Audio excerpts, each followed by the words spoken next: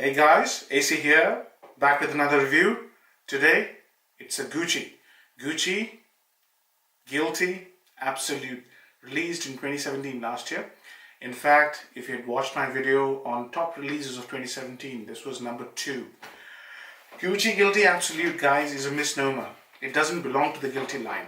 Yeah, this fragrance is a beast, and it isn't a flanker. I don't know why they're branded it as flanker.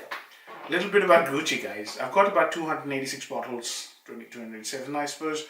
Not a single Gucci bottle, guys. Back in 2004, there was a fragrance called Gucci Pour Homme. When I first smelt it, when I bought it, I was enamored by that fragrance. One of the most amazing fragrances I've ever worn and owned. But those days were days when Tom Ford used to head the creative director function in Gucci. He left and things changed, and drastically, till 2016, when was the year when they hired a new creative director. The name of the person is Alessandro Michel, or maybe Alejandro, I don't know how to pronounce his name, but whatever his name is, he's left an imprint both on Gucci and everybody else. Yeah, this person has now got his vision out, and there are 2 good Gucci fragrances that have come out in the recent years. One obviously is Guilty Absolute, and the other one is Intense Oud. Both are amazing. Yeah, I'll review the other one as well.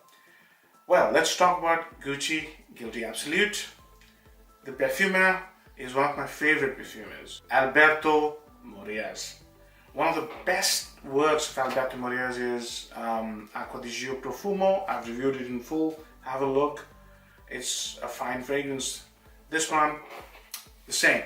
So let's start. I've got it dry down here, guys. So what I did was, I got myself many samples. I've tried the sample. I've got a decant because I like the sample. So, I'll go for a spray if you want, but I'll tell you one thing. Okay, here's the spray. Now, this fragrance will not appeal to you in the first 5-10 minutes or so. Why? Because it is one of those fragrances which is on your face, animalic leather. Yeah? Whoa, man. What I mean by animalic is serious animalic. So take new leather and add some human elements to it, like sweaty armpits or musky smell. This is an out and out leather fragrance. So the top is leather, and in the middle they introduce some very attractive notes. So the attractive notes in the middle are, I think, patchouli from memory and vetiver, and then they bring in I believe citrus. So what they've done is, it's a very simple note pyramid. I don't see a lot of notes coming in here, but what it does, it creates a very effective and very well done, very well composed, very well thought out fragrance.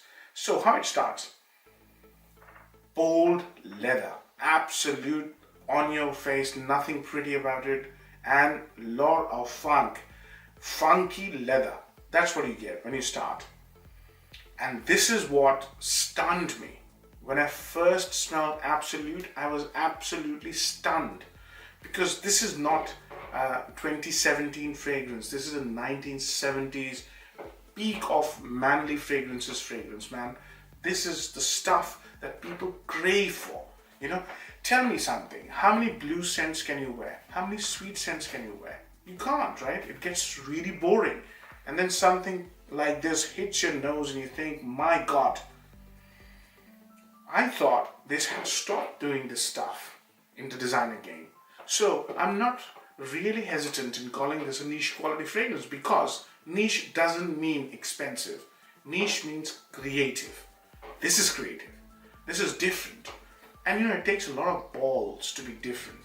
Gucci here have shown their mettle, Middle. So you hit the middle in about 15 minutes. This is basically 1 hour, 45 minutes, 2 hour dry down. The middle of the fragrance introduces a lot of elements which are associated with manly scents. Patchouli for one. So patchouli can have different facets. For example, it can be chocolatey, it can be damp, earthy, it can be dirty, it can be woody, and can be sort of cough syrup like smell, herbal woody. This one has got this soapy quality to it, which is not soapy soap, but expensive soaps have this medicinal clean smell about them. Once you've used them, once you've washed it off your body, you have this gleaming, clean, manly smell. That's how it smells, along with the leather. There's a little bit of smokiness which subsides. Initially it's very smoky. In the dry down it subsides a bit. And then in the dry down you are introduced to another beautiful, exemplary actually, implementation of vetiver, which is lemony, fresh, and slightly oily. So imagine that, leather with a lot of funk, then you've got this clean patchouli, which is woody, slightly smoky, and then vetiver, which is lemony, slightly sweet and clean. What a beautiful execution, guys. It remains that way till the end, right? Number 1 pro, they don't do scents like these anymore, boys.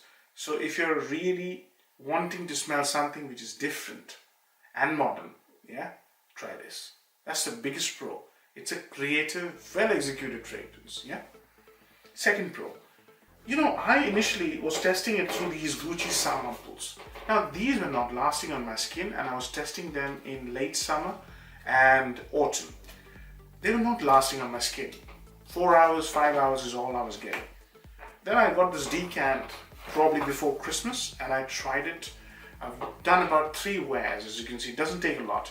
This thing seems to last much longer in winter months. So in terms of performance, I'd judge it by this decant rather than by the official sample. And I've tried the official sample in winter as well. It lasts lesser than the decant. So I don't know.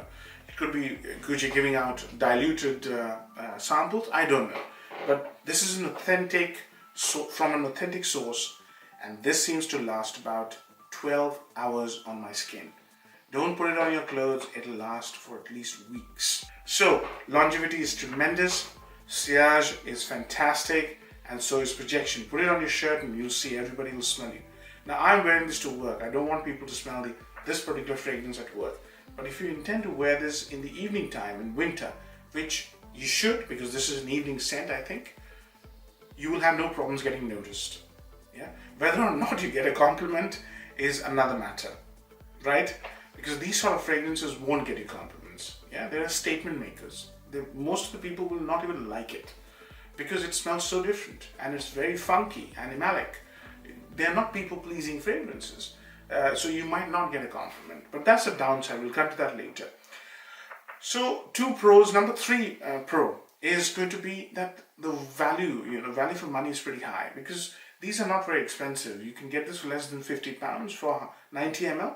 I think that's the configuration they do. So on a value for money side of things, pretty affordable. So great value for money. Downsides, compliment factor, don't expect any compliments. They are very fun. These fragrances are very funky.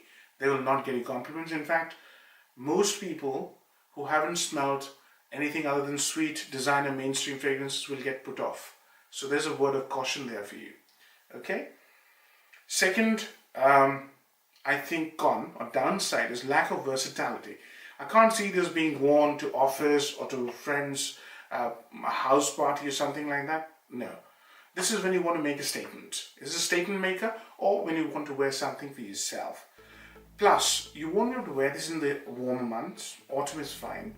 But I don't think it's possible to wear this in spring or summer, especially if you're going heavy. If you're keeping it under your shirt, you can wear this in any season, right? Like me. I always wear my fragrances under my shirt. It's my personal business. I just want to smell my fragrance and that's about it. And I wear everything to work because I've never had any issues. All under my shirt. So anyways, those are the 2 downsides. Now let's talk about other items which are necessary. I think these sort of fragrances are what we should get more of. This is a joy to wear, guys. Because, if you think about it, if you leave the 50% of people who would dislike this, the remaining 50% will worship this. This is creativity. It's gone out of mainstream perfumery. Gucci has brought this back. What a joy it is for me to review a modern fragrance which is like this. Yeah.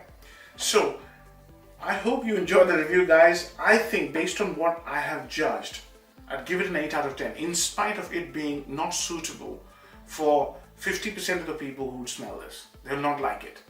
Another thing, age groups. I'd say this fragrance is suitable for people above 30 or with people who have slightly grown-up personality. Yeah. If you're a very childish or very jolly sort of a person who likes to mix with people, don't put this on. This will, scare people away. Don't expect any compliment. I'd be very surprised if you get a compliment. If you do, that lady is, she's got class. Okay? Remember that. Alright, I hope you like the review, boys. See you later on. Take care. Bye-bye.